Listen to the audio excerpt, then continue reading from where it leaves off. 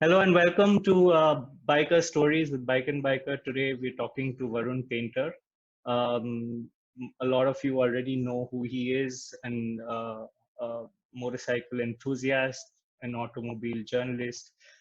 He's been around for a while. We'll talk more and get to know about him a little more. We also have Areeb and Rakesh from the Bike and Biker team who's joining me, and we'll all be having a chat with Varun. Hi, Varun. Welcome to the show. What has been keeping you busy with the lockdown these days? Firstly, thank you so much, man. It always is a good time or a good space to talk to fellow automotive enthusiasts and talk about everything that is there on wheels. So thank you so much for having me. It's a pleasure to be associated with Bike and Biker. And what's been keeping me busy? Well, not a lot really. You know, I've taken a break from work. Been with the company Padrift for 5.5 years, and I thought it was a good time to just step back, assess everything about how the automotive industry is looking. Me on a personal level, taking a step back always helps to analyze things, and I thought this was a perfect opportunity. So took a step back and let's see how things flow and how things pick up because of this whole COVID situation. I personally feel it's going to be a while before we see some light shining at the end of the tunnel. But all in all, I just hope that things turn out to be better. But what's keeping me busy is lots of gaming, lots of reading, lots of time to learn new things. Some things that I wasn't aware of in the field of automotive mechanics. That's what I'm trying to hone, and it's always a good thing to learn because when you learn or read something, you are more involved with your career, your profession. So I mean, obviously, being a motorcyclist, I mean, it's always a good thing to have or do things hands on. But when you don't have that opportunity, it's always a good thing to read and learn. So that's what I'm doing and spending most of my time with. Right. So, what are you riding these days? What's your current bike of choice? So it's actually been my bike of choice since the past 5 years and about 4 months. About 4 months. That's the Kawasaki Z800, and back in the day, I mean, I've always, today we always speak of V twins and V4s and inline threes and parallel twins and stuff like that. And I think back in the day, everybody wanted to have an inline four, and I was one such kid as well. Um, and when I had to make that choice, it had to be an affordable one. And when we speak of affordability, back in the day, there were only two available options. So one was the Street Triple RS, one was the Street Triple, the standard Street Triple, and the second bike was the Z800. And the Z800 was obviously in inline four. The Triumph was a triple, and Triumph had this fiasco with the Street Triple by underpowering it. That was the fiasco. Yep. Yeah, that was a fiasco, and it just came out in the nick of time. So I ended up going with the Z800, checked that box, and I've been living with the motorcycle since the past 5 years, 4 months. Clocked about 24,000 kilometers, and yeah, man, I'm as happy as ever. But being a motorcycle enthusiast, I think adding something new to your garage is something that you keep thinking about. And let's see, man. Let's see what the next motorcycle is going to be. But for now, the Z800, I'm absolutely happy. No problems at all. We'll definitely come back to that question. What is going to be your next bike? But Yeah. first, I want to ask, like, where did it all start? Your motorcycling journey so far. Where was the first time you swung a leg over two wheels and you thought, okay, this is what you're gonna do? As someone who is always like motorcycles, it always begins with somebody introducing you to the concept or the world of motorcycling. And in this case, it was my mama. I was a young kid. My mom's from Pune. So when I used to go visit my mama in Pune, he used to take us out for night rides. Back then, he had a KB100, which he had for a good 20 odd years or something. He sold it very recently. Beautiful bike. Yeah, the KB100. So I used to sit on the tank, and I used to see the speedometer go up to 3 digits, and that two-stroke sound. It was a fantastic machine, and when you sit on the tank as a child, you're not really used to the torque and the power. When you feel the wind in your hair, you realize how good it is, or that feeling kind of gets you going.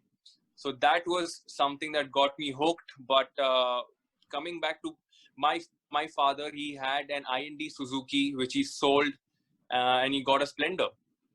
And the Splendor was actually the first bike that I started riding.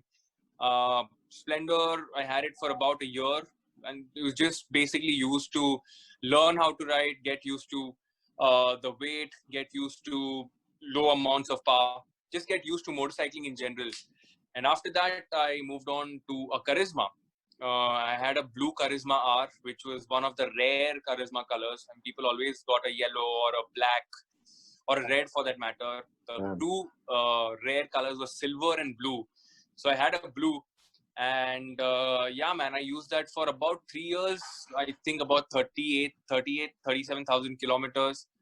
I jumped on to the CBR 250R from the Charisma. I had that as well for a good 3 years, about 36,000 kilometers. And after the CBR, I got the Z800. So that's how it spanned out. I think a gradual move is very crucial for any motorcyclist, because you want to understand the power, the weight, the way motorcycles behave and function.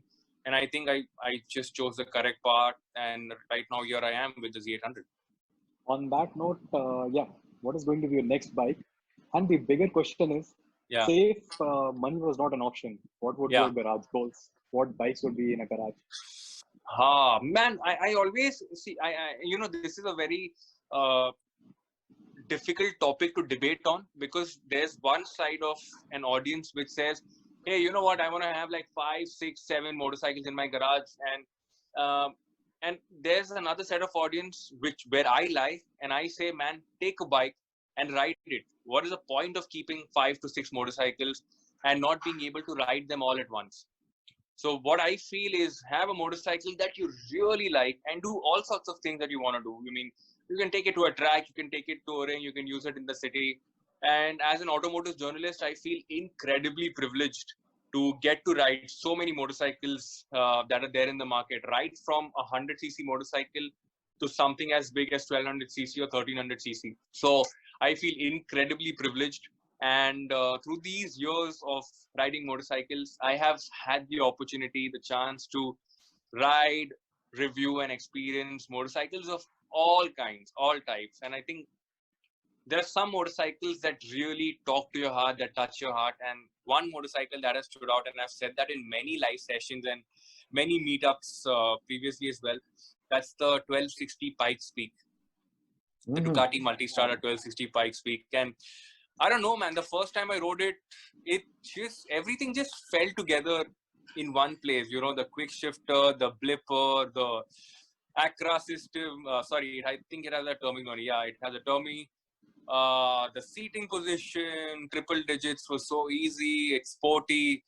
I think everything fell together, and I think that's the motorcycle that I would love to see in my garage. So, and even if I had all the money in the world, I think that's the only motorcycle that I'll probably go for. Use it for 6 months and save that money, get some interest of it, buy another motorcycle. That bike is actually pretty underrated in the market. 100%. But you know what the problem is? It's super expensive. It is. And to maintain too, I'm sure. Yeah, I mean, it's got top of the line suspension. Yeah. It's 24 lakhs extra showroom. So by the time you get it on road, it's about 26.5, 27 lakh rupees. And that's a lot of money on a motorcycle. Try getting it in Bangalore. It's even more. Yeah. Like most expensive city.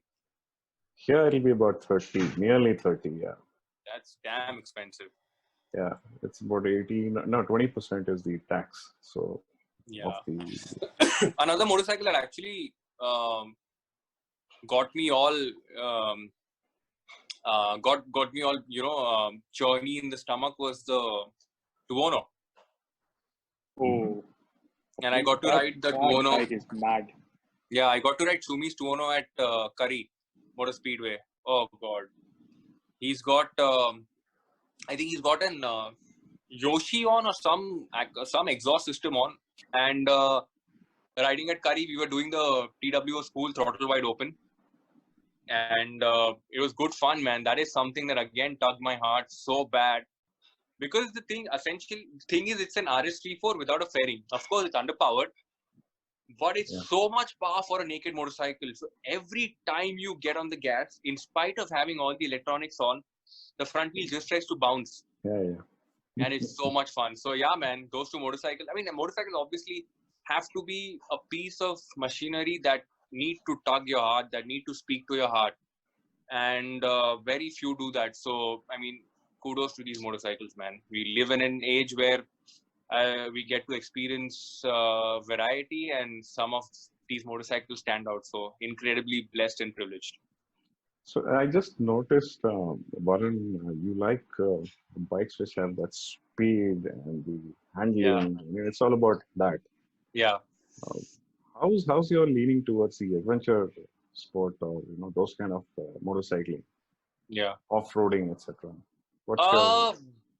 Honestly, again, this gets me back to the last 5 years of work. And as work, you get to experience so many genres of motorcycling, be it on the track. So on a weekend, you're at a track. On a Monday, you're going off-roading. On a Tuesday, you'll probably go to Goa and, just sit on a saddle for like 8 hours straight. So again, I feel incredibly blessed to experience so many genres of motorcycling. And each one of these genres have got their special taste. Like being on a track just removes all the fear out of your head. Because you're at that track, even if you crash, you're going to crash in a very safe place. Probably wearing a suit. So it's a nice piece of gear to crash in as well. Because at the end of the day, you're going to walk up and get up and start walking. That's the beauty of being on a track. And again, the disciplines of riding on a track are completely different to the disciplines of riding in dirt or, being on a saddle for 8 hours long while touring. So it's different for different genres.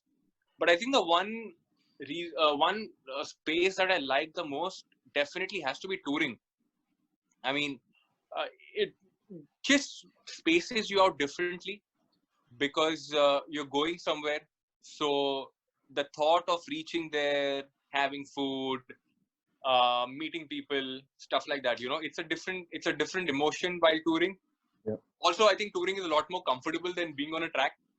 Yeah. Because you're sitting in a committed position, or being in flat track where you're trying to awkwardly lean the motorcycle, or being in dirt where you're constantly dodging stuff which is below you. So I think out of all of this, touring really connects me and the motorcycle. Sitting in the saddle, just going long distance and exploring different parts of the country. Very nice. In fact, what he's saying is so true. So if you look at very large population is into touring, which is comfortable and going places.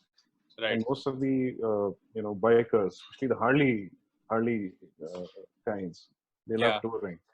ADV seems to be really taking off, and I did see your video on 390 when you did that, and I was quite surprised because I have not seen you in that space much.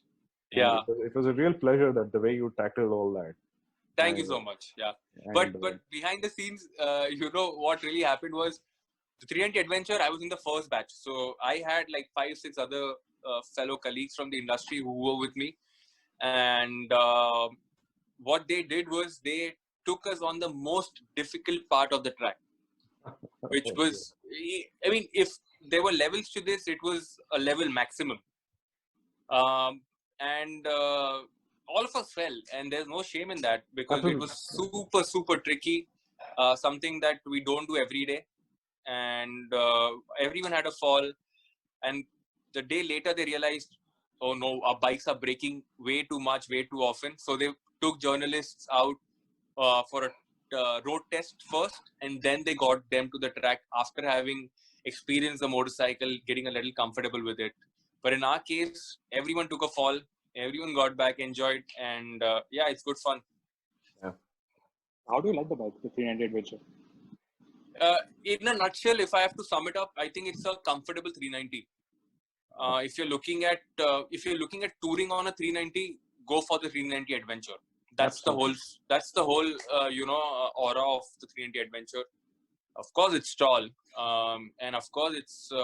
People will have to tweak the suspension here and there, but it still is agile, dude. It's so much fun, man. I was extremely surprised because it's not got road tires. It's got a 50-50 ratio. So in spite of having those tires, in spite of having different rim sizes, the way it turns, you will feel you're still sitting on a 390. It's that agile, it's that quick, it still goes fast, and it's comfortable. So for me, it's a great package. Absolutely. So Varun, whenever you bought the 800 5 years back, what are the things that you first put on your bike?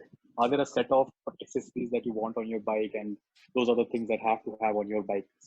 I think the number one thing is obviously, jumping from a small bike to a big bike, knowing that it's an expensive motorcycle, you always have the fear of crashing.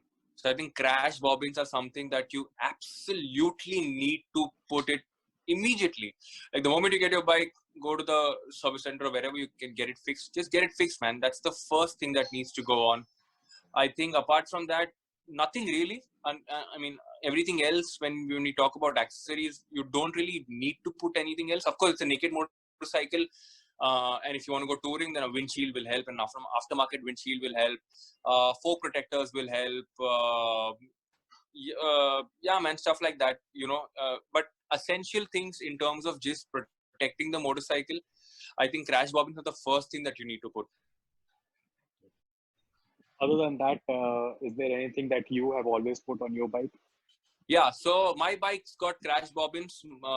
My bike has a radiator guard. It's got a windscreen, and I've got a tail tidy as well. And when all of that got done, I was like, I need to put something more, and I got myself an aftermarket exhaust. Not the wisest call because it was extremely loud. And I survived, man. I survived with it for a good, I think, 4.5 years or something. Which one did you get? Yeah, I finally got it removed. Yeah, I finally got it removed because I got on the exhaust for a very specific purpose. I'm staying in Pune. My family is in Mumbai, so I used to do a lot of Mumbai-Pune. And I think a loud exhaust is important to keep the truckers away. Because I've had a couple of friends who lost their lives on the road. So it just put me in this zone where I always used to think, or I started thinking that I am the best rider on the road. Everybody else is not the best and need to be aware of what they're doing. So I think a loud exhaust, when people start hearing this rumble from behind, they kind of give way, look in the rearview mirror, get active, get alert, and kind of give you space to move out. So keeping a loud exhaust always gave me that freedom to be a little free in the head and ride. And I had it for good 4.5 years, and I stopped doing Mumbai-Pune anymore. So yeah, man, the exhaust is off and it's all back to stock. Which one did you get? I had the SC Project CRT. Yeah, that's quite loud. That's a free flow. Yeah. You cannot run that in Bangalore.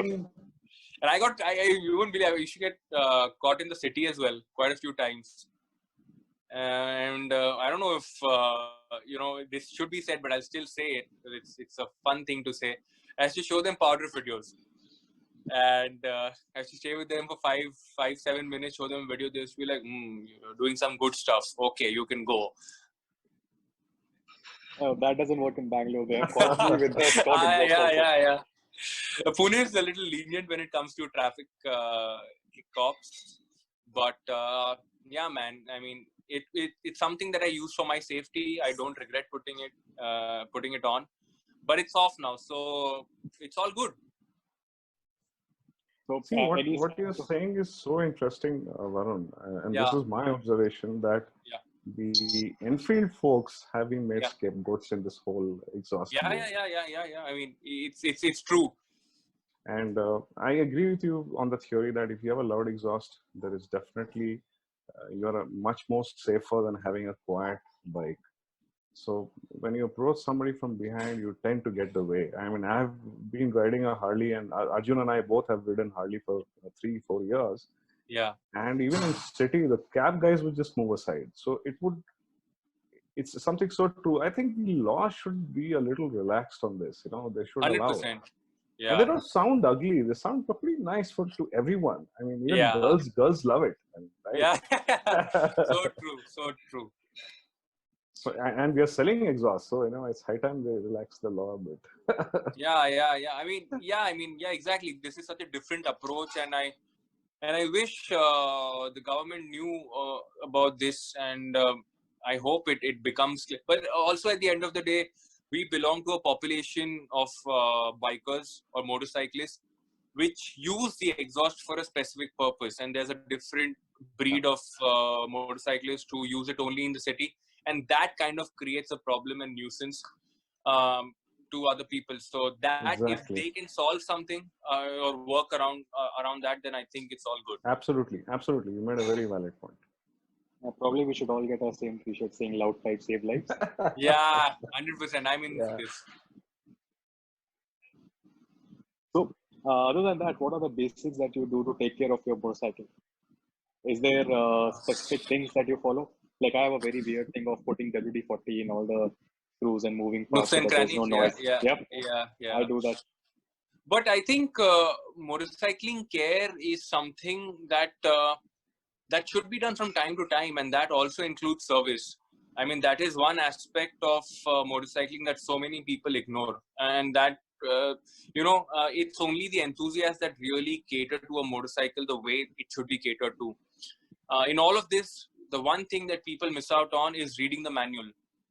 It gives you so much information about your motorcycle, knowing what speed to ride at, what gear to change, what kind of oil to use, what kind of tire pressure you should be filling. Everything is there in your manual.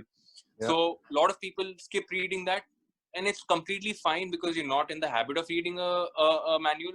But that is something that you should be looking at. So the first thing that I think one should do when they get their motorcycle is to read a manual. That gives them good enough information to understand a motorcycle, and that should be the number one step in motorcycling care.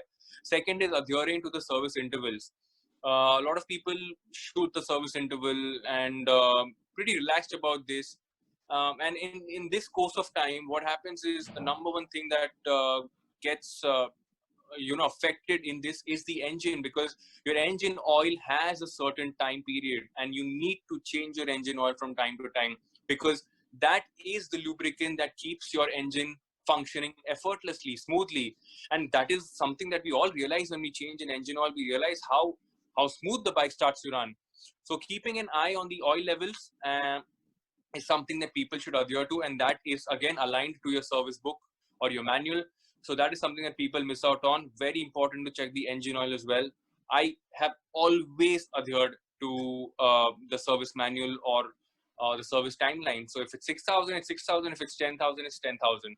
And as the kilometers progress, the work on your motorcycle gets to get a little more. So brakes are involved, tires are involved, stuff like that. So keeping an eye on these small things as well gives you a great insight on what the motorcycle needs in terms of a change. So that is something that you need to keep an eye on. Apart from that, regular lubing and washing is something that you need to keep an eye on. What I do is I always lube my motorcycle chain every 500 kilometers and do a full clean and lube at every 1,000 kilometers. So that is something that I love doing. It also gives me more time with the motorcycle. And through this, you can also ensure longevity of your chain and sprocket. So in 24,000 or 25,000 kilometers now, I'm still running the stock sprocket and chain. Wow. Seriously? Yeah, seriously. I still have the stock sprocket and chain, and it's still got life for about 5,000-6,000 kilometers. So yeah, that is small things go a long way, and these are the small things that you should absolutely keep an eye on. Battery is another thing. Thankfully, I still have the stock battery, again, 5.5 years, but it's not started for a while now. So I think the charge must have gone low. That is something that I need to keep an eye on again as well. But small things go a long way, and chain, battery, service, engine oil, keeping an eye on brake fluids. These are the things that will keep your motorcycle lasting long and running smoothly. And I think that's the time we have the most fun, right? When a motorcycles are running smooth and clean and clever, that's the time we enjoy riding a motorcycle. So keep an eye out. You'll get your answers there. I have definitely heard of chain sprockets lasting about 20-25K, but I've never heard a battery last for 5.5 years. Yeah, I still have the stock battery. In my last 4 years of work, I've not heard one. So excellent care you've taken of that battery. Yeah, I have. In fact, if there's a thing in the Z800's console, which gives you two types of efficiency. Which one is the real-time efficiency, and second is the average efficiency. Okay. And for the Z800, I've had the average efficiency of 18 kilometers to a liter. So I've never seen that in any other Z800. So that's something that I think a lot of people might be interested in. So yeah, there it goes. I never got that on my 390. 390 is a guzzler, man. Yeah, it is. You can make it drink. Yeah. Yeah. So I've taken a lot of care. It's something that gets me joy, brings me joy. So yeah, I mean, it's a good thing to take care of your motorcycle, just to see it run for 5.5 years without any problems. And I've always serviced it with good people. So the more care you take of your motorcycle, the longer it is going to run. Okay. Z800 is a very good bike. The only thing that would scare me on that bike that it's a little top heavy. Yeah, it is. It's top, bottom, side, everything heavy. I actually have a theory about the Z800. I'll just share it quickly. And this is what I feel, back in the day, India as a country, we are suckers for good looking motorcycles. Yep. And back in the day when the Z800 was launched, it came at an affordable price, looked damn good. And it was a Japanese motorcycle, inline 4 again. So that is something that people got attached to really quickly. People who had a higher budget went for the Z1000.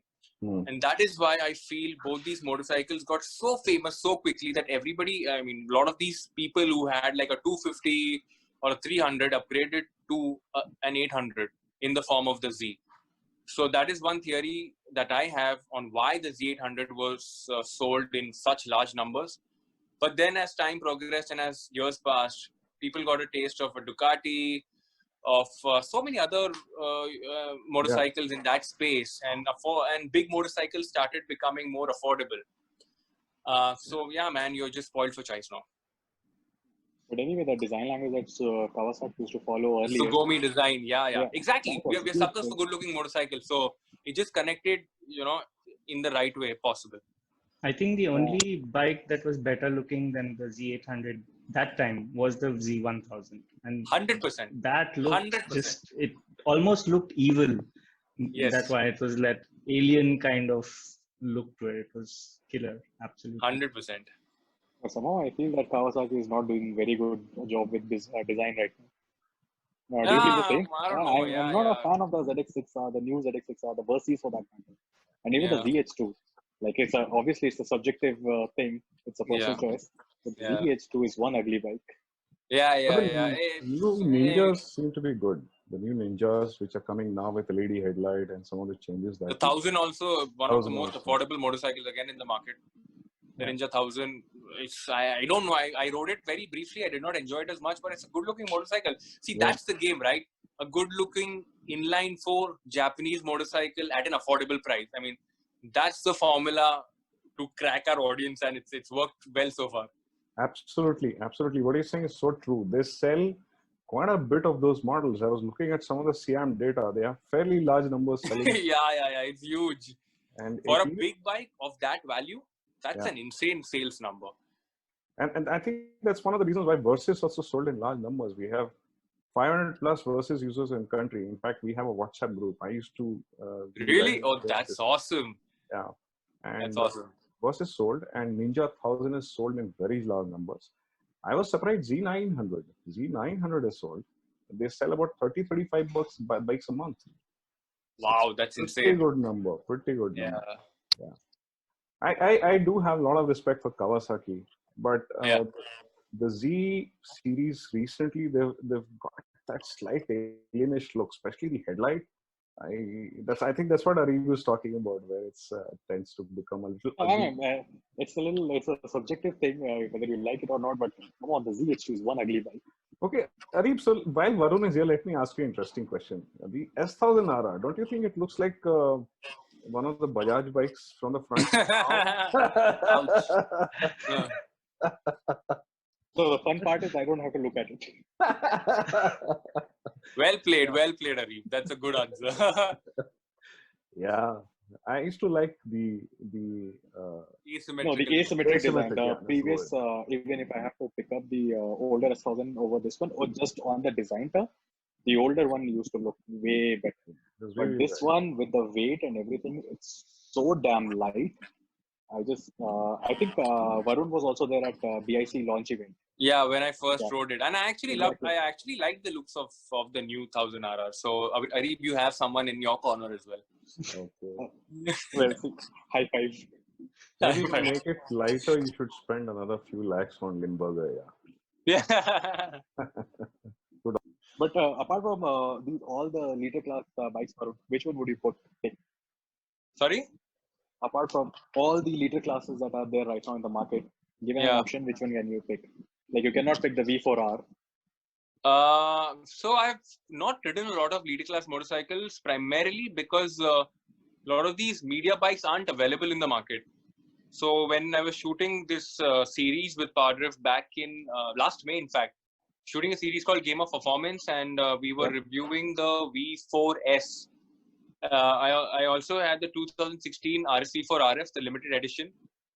So I rode both these motorcycles back to back, and man, the V4S is something, dude. Yeah. I've never been scared on a motorcycle, but the way the power kicks in and on the back straight, the way you're seeing the speedometer climb up to like late 200s, it just goes fast. I mean, I'm still a heavy guy, so I couldn't touch 300, or I didn't see the speedometer go blank, but I did manage to see a pretty high number, and it's scary because you're tucked in at those speeds, and the moment you wake up, you have this full blast of air in your face. So the V4S is something. It's a motorcycle that will scare you, but on the other hand, it's equipped with so many electronics that you need to be a noob to crash it. So it's just the best of both worlds. Enjoying that power of being plus 200 HP, and enjoying all that power while being safe. So it's such a good combination.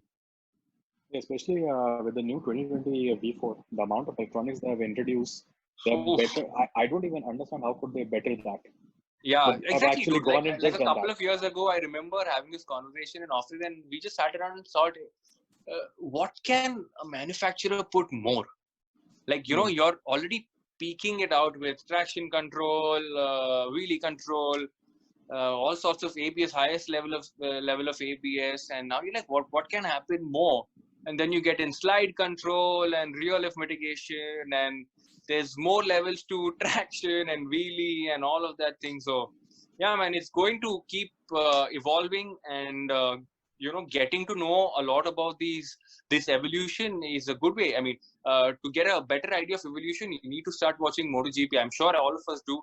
The people who are going to watch this as well. I mean, MotoGP gives you a good enough insight on what the future of motorcycling is going to look like. Absolutely. I don't know if you're following with MotoGP, but Yamaha was testing a whole shot design. Yep. A whole shot device where, in Qatar, when they were, before the coronavirus, COVID situation escalated, Yamaha was testing in Qatar. And they actually showed a demonstration of how the whole shot device works. So what happens really is the whole shot device settles the suspension. I think the wheelbase increases. So essentially it's turning into a drag motorcycle for a brief amount of time. You get on the launch control, you accelerate so faster off the line because it's flatter. You're not getting a wheel hop. The wheelbase is longer. So you're behaving like a drag motorcycle till the first corner. Then it goes back to normal, and then you continue riding. So that is something that we might see coming to normal day motorcycle as well, or street production motorcycle as well. For the Ducati, for that matter, the Desmos always on the 2020 V4, they have something that is called as torque control. When you add the throttle going off the corner, it will actually control the torque. Yep, it does. I mean, I don't understand how can they go anywhere more than this. Yeah, I mean, exactly. There's so many abbreviations as well. DLC, DTC, DWC, ABS. It's going to continue for a long time. But do you think that maybe too many electronics on bikes? Is it ruining the whole experience? No, man. I've always been a fan of electronics because that kind of removes the fear out of your head when you're riding a 1000cc motorcycle, when you're trying to put a leash on more than 220 horses. So I think electronics is absolutely important. I will not keep it at the highest level because there are levels of electronics now. So there's like 3 levels of traction control, blah, blah, whatever it is. I will not keep it at the highest setting. I'll still enjoy a bit of danger, but that's me. And but at the end of the day, as a whole, electronics for me, a big yes, has to be there.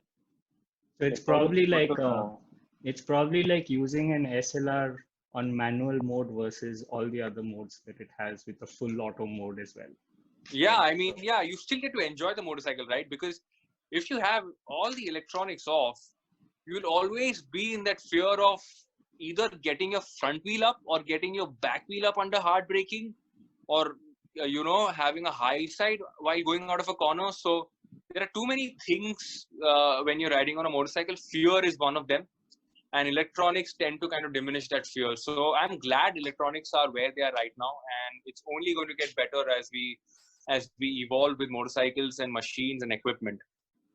Absolutely. It'll probably stop at driver control or rider control. That's when it'll stop. It'll be like, okay, now we control man. You also. In fact, that will probably happen with cars, not motorcycles. Let's hope not. Yeah. No, I completely agree with you. Electronics, a lot of people, the purest approach, they say, I think that's bull. That's absolutely not working. I mean, I think the electronics are a must. And you're rightly saying that if you want to grow your skills, you also tend to overlook certain things, like, for example, if you have too much power and the wheel keeps lifting up, you have to control the damn thing, right? 100%. Yeah. And it's making it safer. The sport is a little more enjoyable. You're 100%. In less dangers. I completely agree with you. Purest approach, even in photography, like you said, Arjun, camera, it doesn't work. I read this somewhere. There's a very famous photographer. He said that, the camera is always more intelligent than you ever will be. So just put it on auto and shoot the damn thing. It's the composition that matters. Nothing else will matter. So absolutely. Exactly. Well said. Yeah. No, I think for the part of the purest thing, I think they're coming from an era where the bikes were at 150, 160 bhp max.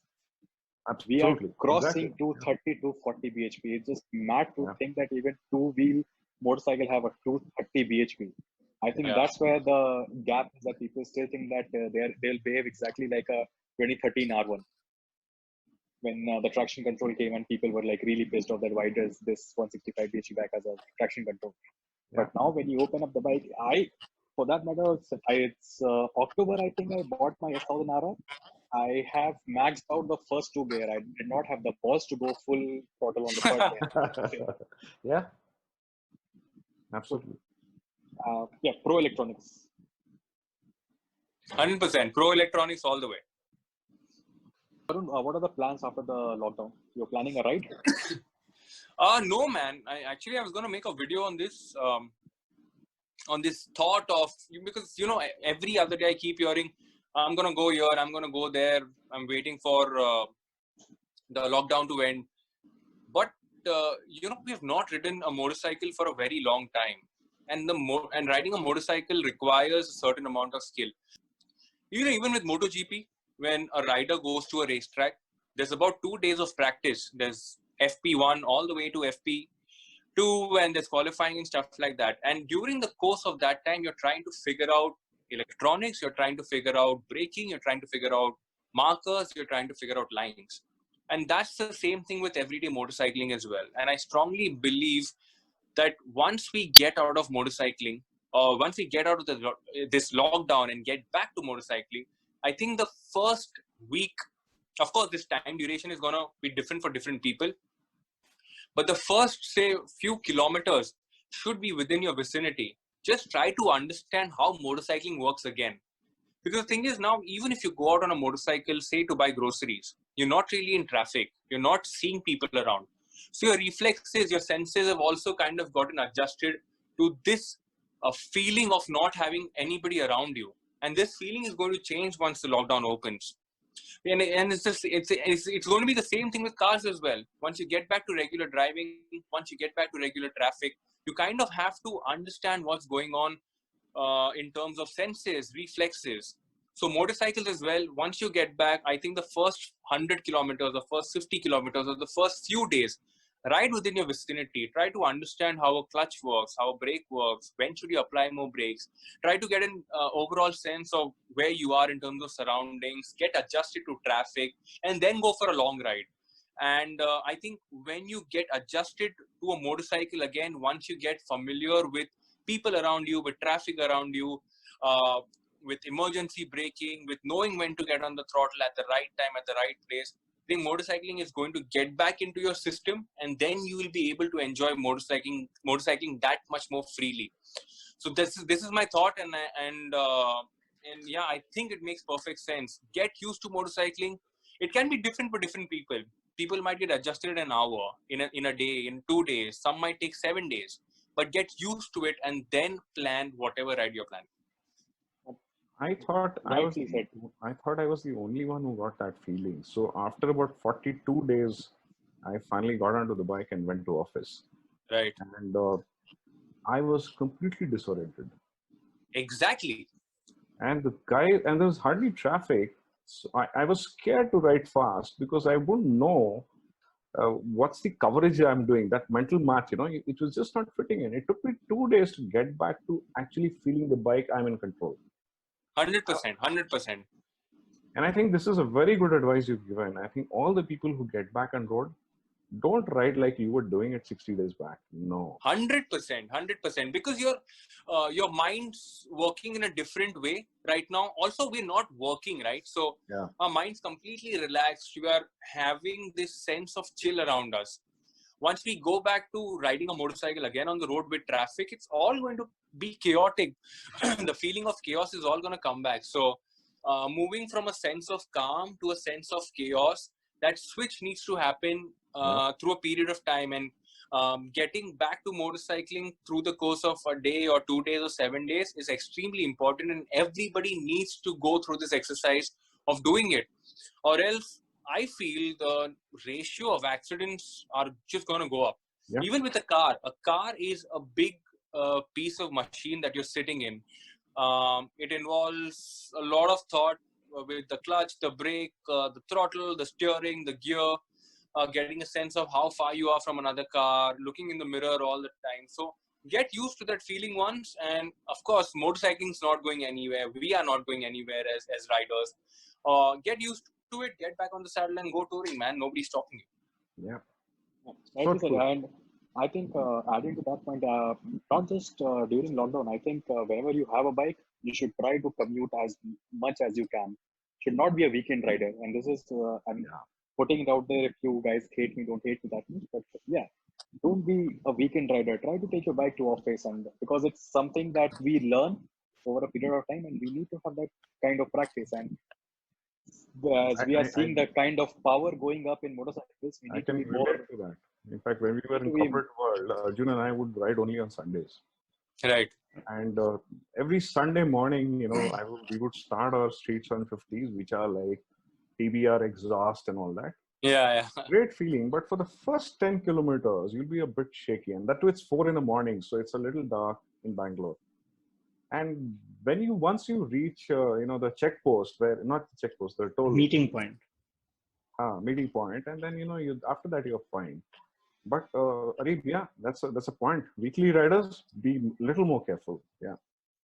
And especially people who've crashed their bikes and not ridden in a few months, they should be extremely careful when they get their bikes back.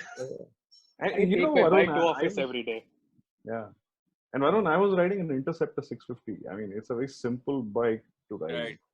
Even on that, I felt I was floating somewhere, It is going to happen. That connection is lost somewhere. Absolutely. And it is going to take a while to get back, but it's going to come back. It's going to come back. It's muscle memory. It just takes a while.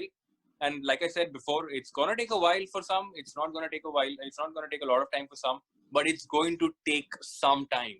So get used to that feeling again. And yeah, the world is ours to roam and travel, and we can do that. I also think to a large extent, a lot of people don't look at motorcycling as a skill that you're developing. They just, right. It is something that, in the community, everyone's all about passion, passion, passion. They're not really talking about skill. There is a very important part of motorcycling, which is skill. And it comes only with doing it over and over and over again. And, in all the different ways, all different, conditions, different bikes also perhaps. But, that's something that a lot of people don't focus on, and which is something which is so important too. And especially considering the dangers that come along with motorcycling. One wrong move and that could literally be the difference between life and death. Right? In fact, this is one thing I just don't do. Is a lot of customers come and Varun, they tell us, sir, can you, being the older one, sir, can you please try my bike and tell me how it is? And I don't take a ride because I'm not used to that bike. And if I crash it just down the road, just what the guy will go through. So I never try customer bikes. I never ride them unless until I know the bike. Right. So I think just adding to this bit of the current detachment that we have from motorcycles, I also have ridden in different parts of the world. So I've gone to America and ridden. I've gone to Spain and ridden. And sometimes these trips are short, so I come back in 3 days. Sometimes these trips are long, so I come back in 7 days. And also in a different country, there are different sets of rules. So the line is different, and your riding pace is different. You're maintaining a different kind of distance between people, and this cannot be a better example.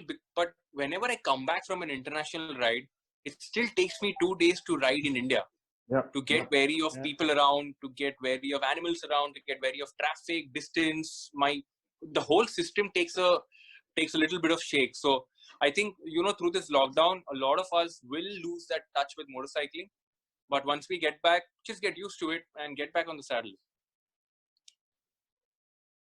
That's one great piece of advice. I think everyone who's watching this brilliant point. Definitely listen to that. Yeah. So, a little away from motorcycling, Varun, how did all this life of journalism start for you?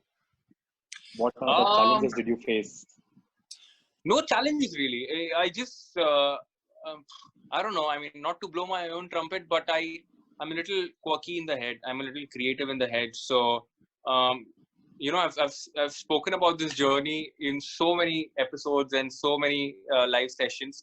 And a lot of people know about this journey as well. But, going back to the first encounter of an automotive interview, I had actually applied for a sales job at a Harley Davidson dealership in Mumbai. And I had no automotive credentials. I had not even completed graduation. I was a 12th pass. So obviously it got rejected. And I decided, hey, I'm not going to lose hope. So I was a big fan of Bike India back in the day. Bike India still sells magazines. Back then it was selling magazines as well. And at the end of every month, whatever pocket money that I used to get, I used to spend about 80, I think it was 80 or 90 rupees back then. I used to go to a magazine stall and pick a Bike India magazine up. And I had so many Bike India magazines for the longest time. Mom sold it away very recently because it was creating an unnecessary pile of junk. So yeah, she sold them off. But I had like a massive collection of Bike India magazines. So I thought, hey, you know what? I'll apply to Bike India as well. So I was in Mumbai. The Bike India office was in Pune. So I took my resume, hopped on a bus, went to Pune, just dropped off my resume and got back. Again, no automotive credentials, nothing. Then obviously I did not get a call from them and nothing worked out. So I was like, hey, you know what? Let's give automotive a break. I completed my graduation in advertising and journalism. And I joined a social media or a digital agency in Mumbai called Tonic Media. And I started handling Sony, the channel. The social sphere of that channel, I started handling it, Sony Pix. So I did about 18 months and I started watching Power Trip back then. And YouTube was still booming. It was still getting popular. And I thought, hey, you know what? This is where I want to work. So I sent them a resume. and I got selected. And later when I joined, I got to know that it was the resume that got me through. And at the start of this answer, I said I was a little quirky. So my resume had quirky things in it. It had a caricature. It was not your conventional resume. It had a caricature of mine with a helmet on the side. Nice. It had color to it, and it was very creative, is what I felt, and that's what got me through. So that happened, but I joined Powerlift as a social guy.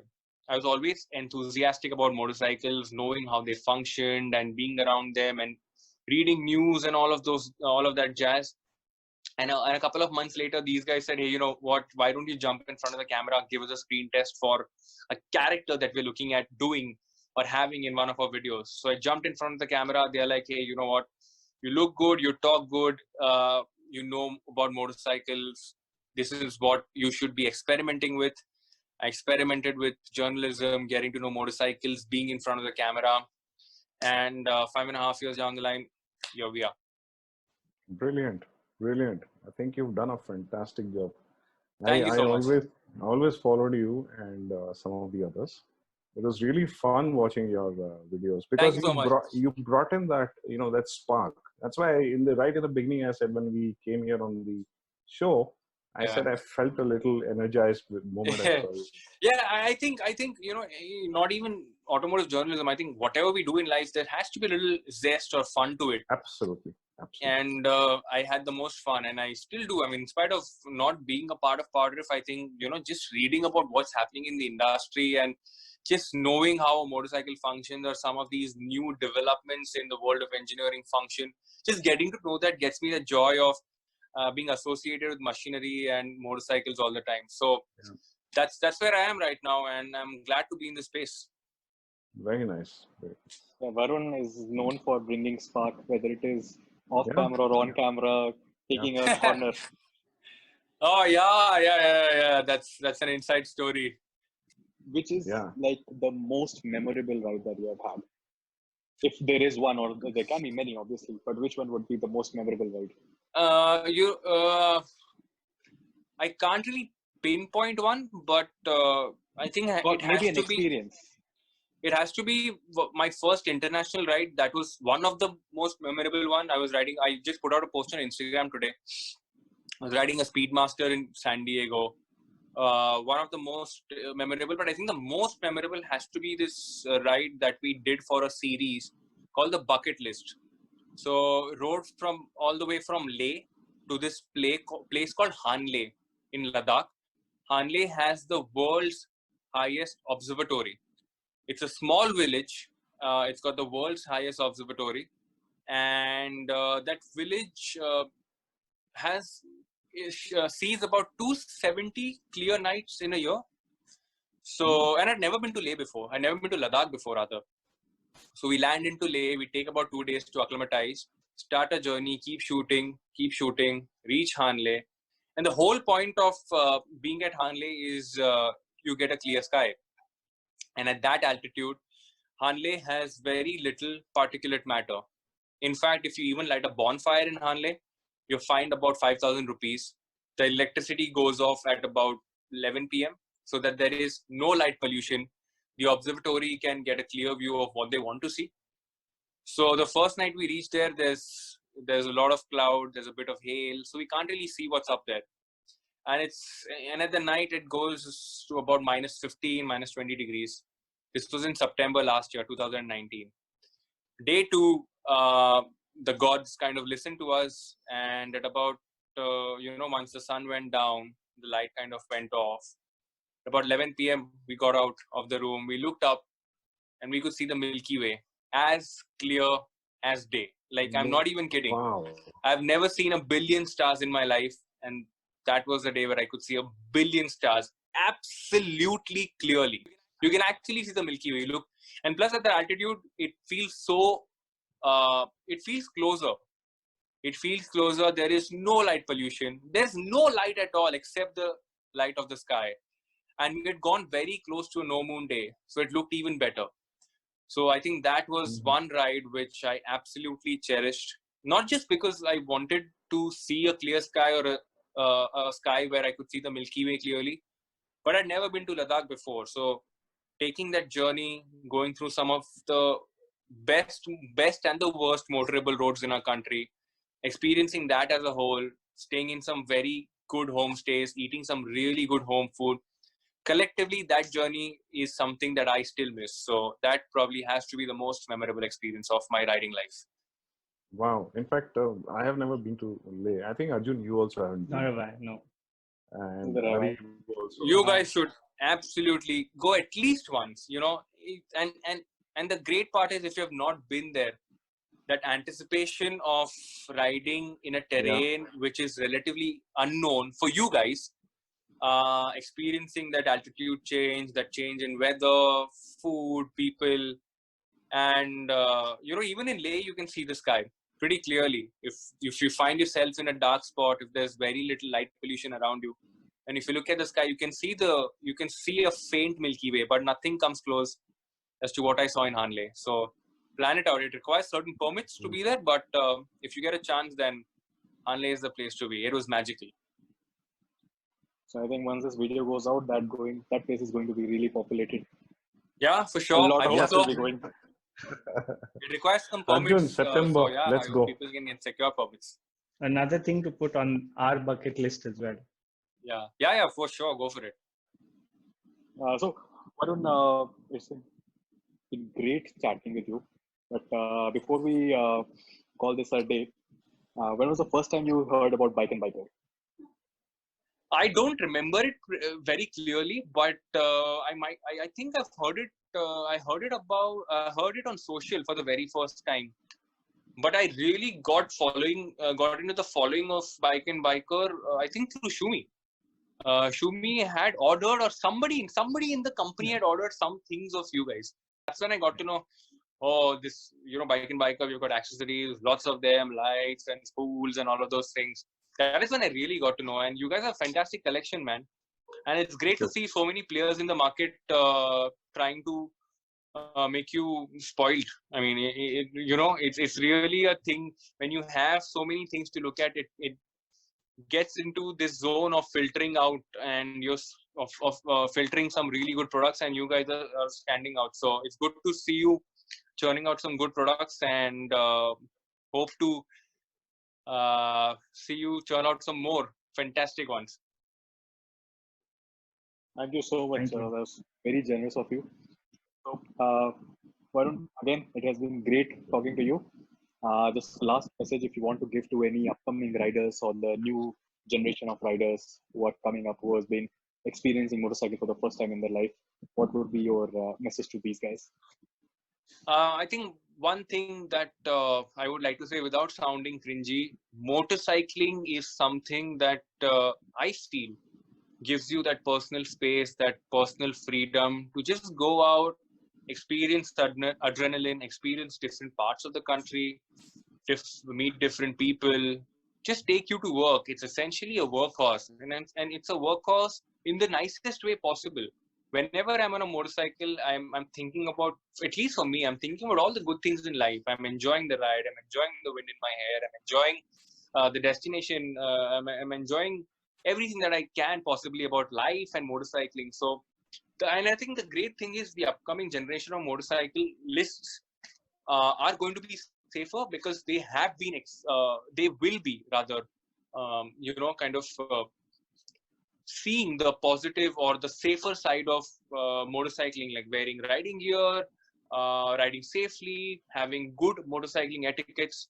So I think the new generation is going to be a lot more polished, a lot more safer. Obviously, they're going to get a lot of options to choose from. Back in the day, I think you and I did not have a lot of motorcycles to upgrade to or choose from.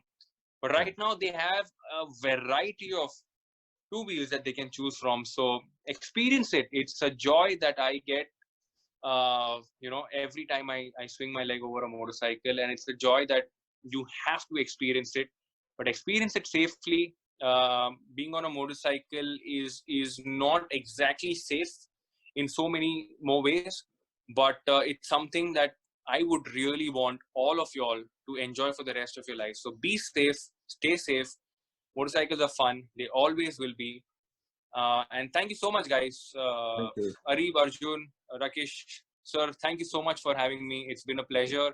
I haven't spoken to an enthusiast since a long time, so this is a good break. Thank you so much for taking the time out and having a chat with me. Always a pleasure to talk to fellow motorcycle enthusiasts, and I hope people who are watching this right now, I hope you gained a point or two about the things that we discussed, and I hope it will make you safer and hopefully make you a better motorcyclist as well. Thank you so much, Varun. It's been a privilege. And looking at youngsters like you, we have that confidence the world is moving in a different direction. And thank you for calling me young. And you guys like Shumi, you and so many others that we know have created that niche. This didn't exist so many. I mean, it's such a heartening thing to see people like you creating awareness and bringing to us the information that we have been dying to listen to. And thank you so much. I appreciate that. And yeah, I mean, the more we spread the message, the safer it gets. So if you have people who, even for people who are listening to this right now, if you have people who can learn a thing about or two about this, please share this ahead. It always helps knowing that another motorcyclist out there is going to be safer and better in every which way possible. So thank you so much once again. I really appreciate it and looking forward to getting back on the motorcycle again. Yeah, thank you so much, Varun. Thank you so much, Varun. It was such a pleasure talking to you. Thank you, Arjun. Thank you, Rakesh. Thank you, Arif. I'll see you soon. Thank you. Bye-bye.